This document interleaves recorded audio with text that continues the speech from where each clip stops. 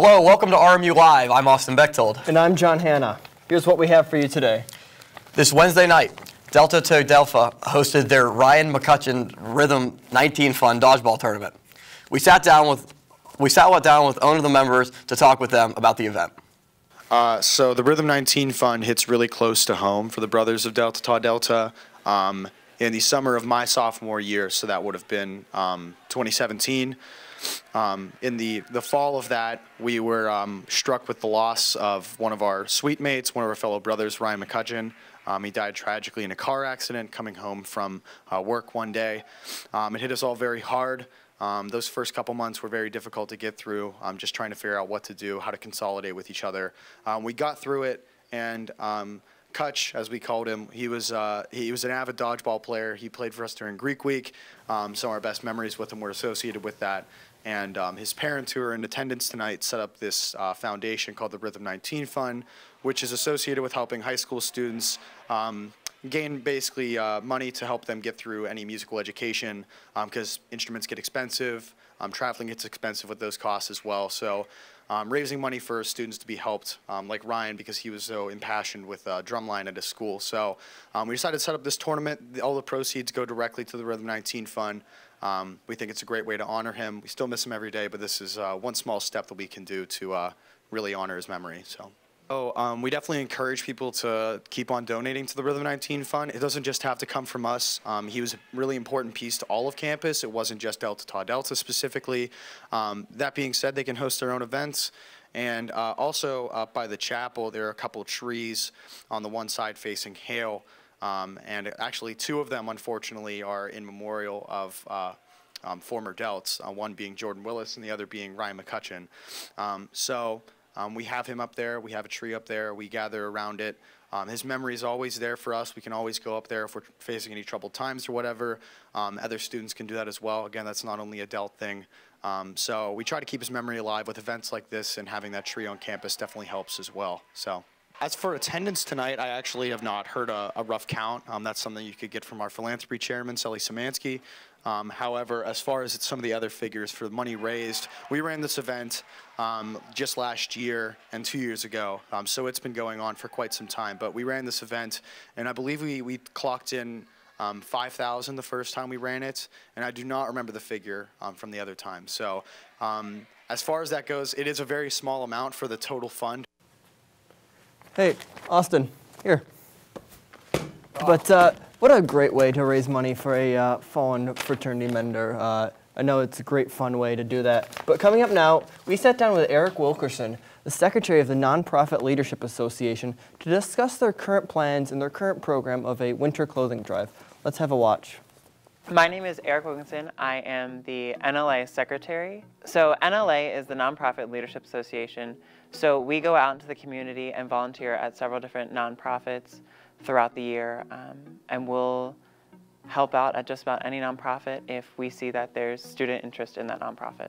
I love community service because it gives you an opportunity to go out into the world and help somebody else.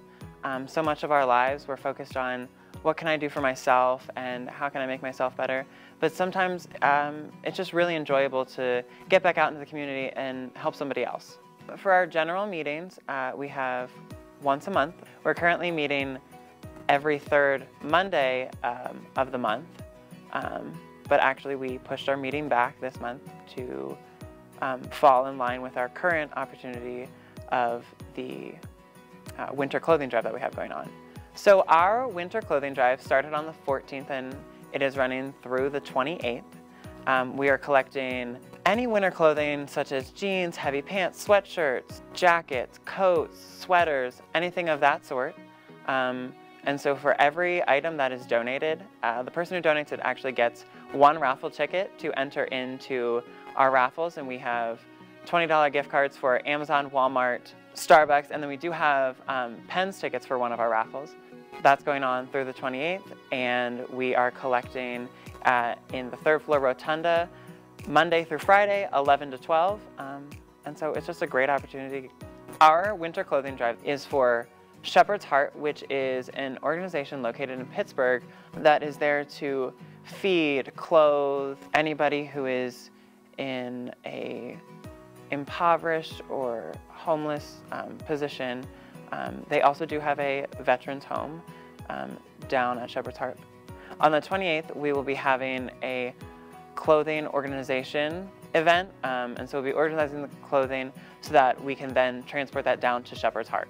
Right now we have 4 big groups that are kind of going on within NLA. So like we have the Animal Friends group, but we also do have the Food Pantry group. We have a group of students that are looking to volunteer at Mooncrest Neighborhood Program. So with that, they would have to go through the process of getting clearances, not only through RMU, but through Mooncrest Neighborhood. But they will be helping at an after-school program for elementary age students. So going over there and just helping out with the students with their schoolwork.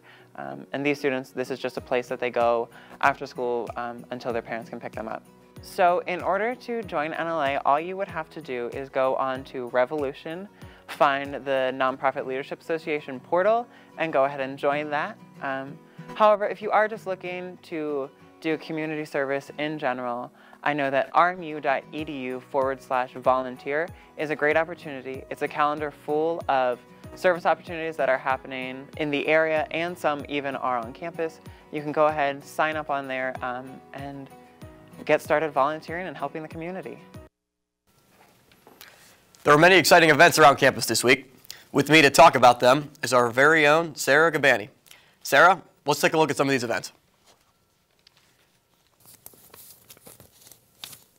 Coming up after the break, we will be sitting down with members from RMU's Adam Family and Musical, and stay tuned.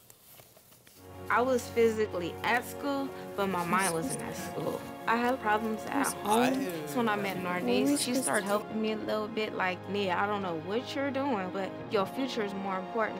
She's my strength. It takes a village to help somebody get their diploma. It changes your whole life. Find free adult education classes near you at finishyourdiploma.org. See on page 4 that the projections need to be blood. Next Thursday? Seriously? Thursday? Can't do that. This is really inconvenient. I have yoga that day. I have no time for this. So. I can't do Thursday, but I can do Friday. Disasters don't plan ahead. You can. Talk to your loved ones about how you're going to be ready in an emergency. Don't wait. Communicate. What to expect when you're expecting. Like here? A teenager. Today, I'm going to show you how to teen-proof your home. First step, hide the car keys. Preferably somewhere they would never look. Challenges will come up. Be ready for them. Hi, honey.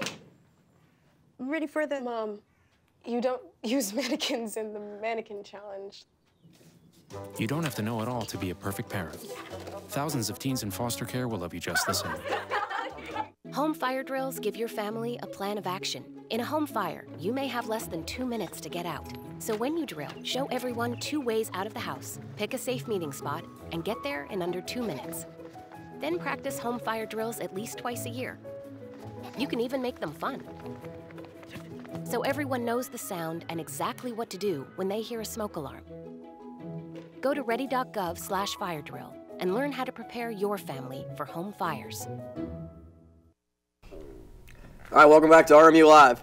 I'm now here with Director Brett Alexander and Amber Antel, who plays Wednesday in The Addams Family, being played here at RMU. So why don't you guys tell me a little bit about yourself? Great. You want me to go first? Okay. Yeah. My name is Amber. I'm a senior, super senior nursing major here at RMU. I do colonial theater, and I'm the president of Delta Phi Epsilon here at RMU as well. Very nice. Great. Director. Hi, I'm Brant Alexander. I'm an adjunct faculty member here. I teach humanities, music, theater courses. Also a music coordinator of theater production. That's a position I started this year at over in Student Life. So I help a lot with the theater production. Usually music directing the shows, but this year directing this semester. Yeah. So when was it first decided that you would be doing The Addams Family? Well, the show was chosen, most of our seasons are chosen the year before, so this would have been at the end of last semester in the spring. And I was set to music direct until about a month before the show when I was asked to actually step into the director role. And it's just been an exciting whirlwind ever since, because it's a huge show. So how has that role been for you? Has it been a bunch of adjustments? Oh, well, it's been fun. It's been about 9 years since I've been in the director's seat. I'm usually behind the piano teaching the vocals and running the pit, so it's a different perspective. But I've been here at Robert Morris since 2008.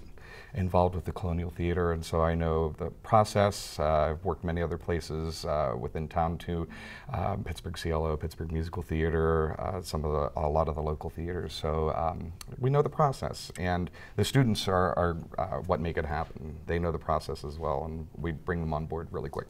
So Amber, I'll ask you, why did you want to play Wednesday? So when we audition here, we actually do a pretty general audition process where we don't, some directors will ask you like, oh, what part do you want to play? And like he did. Some directors will just be like, I want to hear you and I'm going to place you where I think you fit. Wednesday, like this show, I've always wanted to do this show. I wasn't going to do the show this semester, and then I heard it was this show, and I was like, I'm fitting it into my schedule. I have to. Wednesday's like a dream role, like on the bucket list type of thing. So when I got cast, I was so excited. That's very good to hear. What other roles have you played in the past that you think that could prepare you for this role? I don't know if anything has prepared me for this specific role because it's so different than what I've done in the past. I've been doing theater since I was in like 6th, 7th grade, but a few roles that come to mind. In my senior year of high school, we did Seussical. I played Maisie LeBird, which was super fun. Very different from what I'm doing now. And then just last semester, I was in All Shook Up, and I played Lorraine. And she's around the same age as Wednesday and goes through similar experiences, actually, but obviously it's perceived very differently. Do you want to kind of explain what you're talking about with that? Yeah, so as Lorraine, I played, you know, this 16-year-old girl who was super shy, kind of innocent, very sweet. Whereas with this role, it's more, towards the beginning of the show, I don't think I know what I'm feeling. Like I'm feeling these new feelings of love, I'm falling in love, and I don't know, I talk about being pulled in the right direction, and I don't know what that direction is. So I kind of spend the show figuring that out, and going from, you know, Wednesday, this dark like demeanor, to like my sweeter side of like being in love and kind of discovering what that is. So what do you guys, question for both of you, what do you think's been the biggest challenge in putting this together? Well, other than the scale of the show, yeah, it's pretty large. We have a cast of 30, which is, for our theater space that seats about what, 240. It's pretty big for over at Massey Theater. Plus, we have a pit of 10 musicians. Half of those are students here at Robert Morris, and half supplemented with professionals of the area. Then we have a crew of about 12. So it's just a lot of cogs that all have to come together within a 6-week period to put the show up, and we've been moving rather smoothly so far. Everybody's all in, which is great. That's good to hear. It seems that we have a very nice, tight cast and crew who all want to be there and are really putting in a Herculean effort. Amber, your thoughts on that? I definitely agree with him. This is a huge show, definitely the biggest that I've done here in this theater, just because we don't have this giant theater program. And you know, coming through, I've been here for 5 years. When I started here, we were kind of going into like the space of like, oh, we're not really doing shows on campus because things just weren't meshing the way they needed to. And then to watch us transition from that into where we are now, where we're doing these bigger scaled shows, it makes me like so proud to be a part of this program, and I'm so excited for the future of it. But as far as my like biggest challenge with this show, it's probably finding the character, because I'm very used to playing that sweet innocent girl, and I have to find a little bit more of a serious dark demeanor, which I think is in me as a person as well, like somewhere in there, but I really struggled to kind of find that a little bit. So. Sounds like a really intriguing and fun play. So tell the audience why you think they should come out and see it. Me? Yep. You're the star. Okay. I think that you should come out and see the show because, well, A, we've worked so hard, and it's a really fantastic show, absolutely. I think you're really missing out if you don't come see it. But it is a sequel to, you know, the story that you see on TV, and, you know, Wednesday's kind of grown up a little bit, and you kind of get to see a different side of things, and you get to see a musical side of things, which makes it really fun. So. Yeah, well, it's campy, it's silly, it's family friendly, and you'll have a great time. And it's Halloween. And it's Halloween. Great time to come out. Well, I appreciate both of you joining us. Director Brent Alexander, sure. Wendy, Amber Ansel. Thank you both. The Robert Morris Theater Department is putting on, coming up on RMU Live, John Hanna will be telling you about the Addams Family Theater Department. Hey, Dad. I need your help asking Jessica to prom. Of course. Love is like the ocean. You have to tread the waters. Dad. That's not the kind of help I needed. Hey, Jessica. Will you go to prom with me? Yes. You don't have to be perfect to be a perfect parent. Thousands of teens in foster care can't wait to share their first with you. Let me tell you about the toughest guy on earth. He has the crazy strength to lift the man that raised him up without even flinching. This guy, this warrior, will always be by his father's side, even if his dad will hardly remember. If this guy isn't the toughest guy on the planet, then I don't know who is. Caregiving is tougher than tough. Find the care guides you need at aarp.org/caregiving. What do you think you're doing, Kevin? Was just gonna drive home. There are several warning signs present that you shouldn't be driving. Like hearing voices? Like your text-to-emoji ratio? Oh man, the selfies. Selfie, nailed it. We all have warning signs that let us know that we're probably not okay to drive. Mine is pretending to be your subconscious. Craig, come on man, let's split a ride home. Hey, Bobo, do trees tell each other stories? I'm sorry. I'm afraid I don't know that. Hey, why don't we go find out? Listen. Can birds draw pictures? I don't have an answer for that. Dad, do stars visit their friends? Look!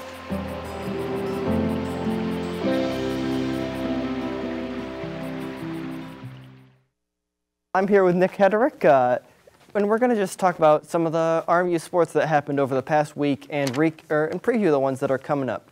So starting on Friday, women's soccer lost 1-0 at home to Sacred Heart. Sacred Heart's lone goal was scored by Hannah Bush. And staying on the pitch, the men's soccer team was also in action, but they dropped their game on Friday as well to Bryant by a score of 2-1. The Colonial goal was scored by Ricardo Rota, his 4th of the season so far.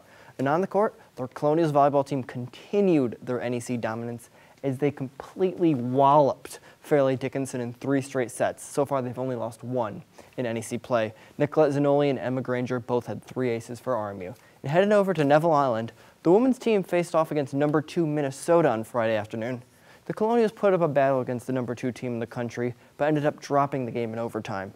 Natalie Marcuzzi, J.C. Gubbard, and Michaela Boyle all scored for the Colonials.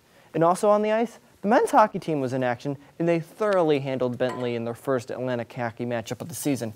Nick Prokusic scored twice, and Grant Hebert added another. Justin Kapelmaster made 35 saves in his first career shutout with RMU. All right, we're going to move on to last Saturday, where the Robert Morris football team beat St. Francis 20-17. A couple points off my prediction on CenturyMedia.com. First time since 2011. First time since 2011 since they beat St. Francis. First time since 2016 that they won a conference game. And continuing with volleyball, who continued their dominance once again as they beat the team tied for them in the conference lead, Long Island, beating them in 3 straight sets, John. Incredible performance by that volleyball team. And once again, men's hockey continued their hot start in Atlantic hockey play by beating Bentley 4-1. And then, as for the rest of the weekend, on Sunday, the Robert Morris soccer team and Fairleigh Dickinson, they slugged it out, but ended up as a 0-0 draw. And surprisingly, Fairleigh Dickinson had 15 shots, none of them reached the net. And on the links, the Robert Morris golf team was in action. They headed to Lewisburg, Pennsylvania for the Bucknell Fall Invitational. The Colonials finished in a tie for 8th place at 32 over par. And the highest finishing Colonial was Max Palmer, who finished with a tie for 16th, carding a 5 over par tournament. So that was their penultimate They have one more tournament, but we'll get on that later. And actually just yesterday, the Robert Morris volleyball team continued yet again their NEC dominance. I'm noticing a theme here. Yeah, noticing a theme. Tearing through the NEC. They traveled to North Andover, Massachusetts, and they beat Merrimack in 3 sets. And guess what? They're headed back to Moon Township. Maria Alfano, Emma Granger, and Skylar Clements each had 3 blocks in the win for the Colonials. But what's coming up next for the Colonials? Well, the women's soccer team is at St. Francis. They're going to try to continue the carnage, I guess, that football left in Loretto, PA. When they take on the St. Francis soccer team, they'll look for a win. Volleyball's dominant run is going to look to continue. They will play at Central Connecticut State. Very strong team there. Will be interesting to see what happens on the road for them. And women's hockey continuing to play top-level programs. They will host number 4 Clarkson on Friday. Well, you mentioned top level. We can now say the number 10 ranked RMU women's hockey program. Right, John. But I mentioned golf. On Saturday, they take on their last tournament of the fall, the Towson Fall Invitational. They head to Graysonville, Maryland for this one. Rowing, hosting their first event since 2009 as they host the Yinzer Cup. Teams coming are Canisius, George Mason, Marietta, and West Virginia. And cross country heads to beautiful Buffalo, New York. Talking proud, talking proud. It's your neck of the woods, I believe. Yes, it is. They take part in the Canisius and Alumni Classic. And football looks to stay undefeated in NEC play for the first time since 2011 as they head to Staten Island to take on Wagner at noon. And for some context, the top video games in 2011 included Elder Scrolls V Skyrim, Portal 2, and Batman Arkham City. And volleyball looks to stay undefeated as well, as we've mentioned multiple times, as they head to Brooklyn to take on St. Francis. From this cast, remember, volleyball is dominant right now. Yes, they are. And on the ice, men's hockey is going to march up to Army to take on the Black Knights at 7:05, looking to stay undefeated in Atlantic hockey play. And the number 10 women's hockey program takes on number 4 Clarkson for the 2nd straight day at Neville Island. What else do we have coming up after that? Well, Sunday, what's good on Sunday is golf. Golf will continue 2nd day of the Townsend Fall Invitational. Men's soccer will travel and take on St. Francis Brooklyn. They will look to get back on the winning track. And men's hockey will conclude their series against Army when they go to West Point and try to, build off hopefully some momentum that they gain on Saturday. And my game to watch is women's hockey. Number 10, first time ranked in 2 years. It's Friday at 7 and Saturday at 3. Obviously, first time ranked in 2 years. Clarkson, number 4 in the country, and one player to watch for the Colonials, Michaela Boyle. She transferred from Clarkson, so it'll be interesting to see what she has for her former team. I completely agree, John. That is a huge storyline going into that game. It's almost like you scripted it, but as you know, you can't script real life unless it's WWE. But aside from that, my game to watch will be football. They are looking to win back-to-back conference games for the first time since 2013. I was a freshman in high school, if you need any context for that. John, you're probably in 8th grade. You're probably getting bullied for your lunch money, I would assume, still. I still get bullied for my lunch money. Not by me, at least. But anyway, just a great storyline heading into this game. Wagner is a team I believe they can beat, and I believe Elijah Jackson is my player to watch. 4 straight 100-yard-plus rushing games. I think he's going to continue that tear against Wagner, and hopefully they will beat the Seahawks and win back-to-back conference games for, as I said, the first time since 2013. Well, thank you for spending your afternoon with us so far. For more information on RMU news, sports, and arts and entertainment, please visit rmucentralmedia.com. And coming up after the break, I'm going to be back with Austin, and we're going to be talking about what's coming around up campus and what we're really looking forward to. So stay tuned here on RMU Live. I was physically at school, but my mind wasn't at school. I had problems at home. So when I met Narnese, she started helping me a little bit, like, Nia, I don't know what you're doing, but your future is more important. She's my strength. It takes a village to help somebody get their diploma. It changes your whole life. Find free adult education classes near you at finishyourdiploma.org. See on page 4 that the projections need to be blood. Next Thursday? Seriously? Thursday? Can't do that. This is really inconvenient. I have yoga that day. I have no time for this. So I can't do Thursday, but I can do Friday. Disasters don't plan ahead. You can. Talk to your loved ones about how you're going to be ready in an emergency. Don't wait. Communicate. What to expect when you're expecting. Like here? A teenager. Today, I'm going to show you how to team-proof your home. First step, hide the car keys. preferably somewhere they would never look. Challenges will come up. Be ready for them. Hi, honey. I'm ready for the... Mom, you don't use mannequins in the mannequin challenge. You don't have to know it all to be a perfect parent. Thousands of teens in foster care will love you just the same. Home fire drills give your family a plan of action. In a home fire, you may have less than 2 minutes to get out. So when you drill, show everyone 2 ways out of the house, pick a safe meeting spot, and get there in under 2 minutes. Then practice home fire drills at least twice a year. You can even make them fun. So everyone knows the sound and exactly what to do when they hear a smoke alarm. Go to ready.gov/firedrill and learn how to prepare your family for home fires. Back to RMU Live. What do we have coming up today, or this weekend, Austin? We've got a lot coming up this weekend, John. There's a lot happening around campus. Tonight, the Matt Light comedy show, Cancer Can't Stop Me From Laughing, will take place in Yorktown's Westinghouse Ballroom at 7:30. Also, the School of Informatics, Humanities, and Social Sciences will be hosting the 2nd annual Master the Mainframe Hackathon to learn about new technology.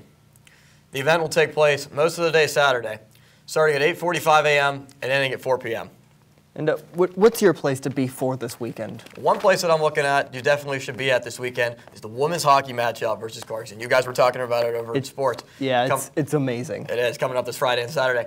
10th ranked RMU will host number 4 Clarkson. Top 10 matchup begins at 7:05 on Friday and concludes with a 3:05 start on Saturday. Another place to be, we'll be seeing, as I mentioned earlier, Matt Light's comedy show, which will definitely be a place to be at, and definitely something interesting to see.